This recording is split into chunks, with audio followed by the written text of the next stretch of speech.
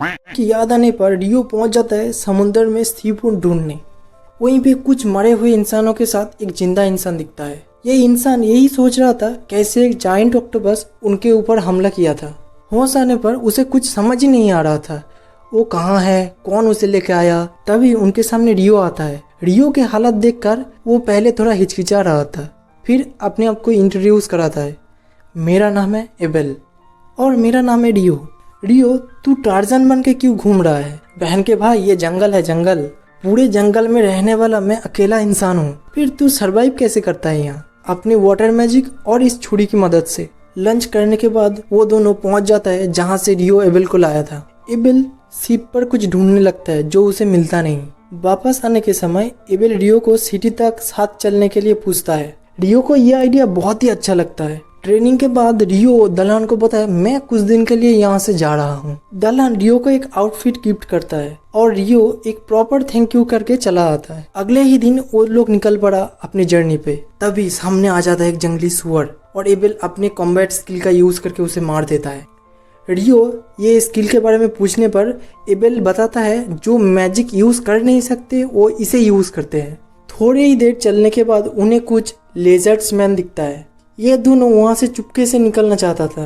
तभी रियो सेंस करता है लेजर्ड मैन के एक ग्रुप उनके तरफ तेजी से आ रहा है। रियो आइस मैजिक का यूज करके सबको मार गिराता है। एबेल पूछता है, तू बिना डंडे का इतना सारा आइस कैसे बनाया? रियो, अबे तू ये ले पानी पी।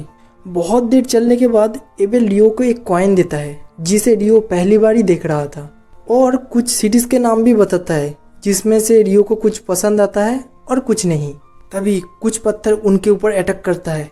एबेल बताता है ये एक तरीके का गोलम है और अपना स्वॉर्ड निकल के वो फाइट करने लग जाता है जिसे गोलम ने बहुत ही आसानी से रीजेनरेट कर लेता है। मैं कुछ ट्राई करूं बोल के रियो गोलम के ऊपर 10 लेयर का आइस वॉल बनाता है और एक एक करके सबको क्रश कर देता है। इन्हें एक पत्थर के नीचे से बड़ा और कलरफुल मैजिक स्टोन मिलता है जिसे निकालने के बाद वो अपना जर्नी फिर से कंटिन्यू करता है। कुछ देर चलने के बाद दूर से उन्हें एक बहिमित और वाइवर्न का एक फाइट दिखता है। लगता है आज वाइवर्न ने बहिमित का ले ही लेगा।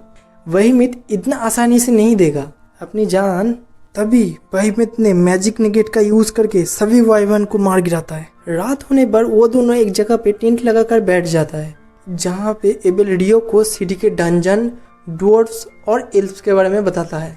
डंजन का नाम सुनते ही रियो बहुत ही ज्यादा एक्साइटेड हो जाता है। अगले ही दिन वो अपना जर्नी फिर से शुरू करता है। इस माउंटेन को पार करने पर हमें ह्यूमन टेरिटरी दिख जाएगा। तुम्हें इसके बारे में कैसे पता? रियो को ये सब उस ड्रैगन ने बताया था। बस इतना समझ लो ये इंसानों के समझ से बाहर है। तभी इनके सामने एक ग्रिफिन आ जाता है। ग्रिफिन को देखकर इन दोनों के फट जाती है। रियो के कहने पर वो दोनों एक साथ मीट के टुकड़ों को हवा में उछालता है।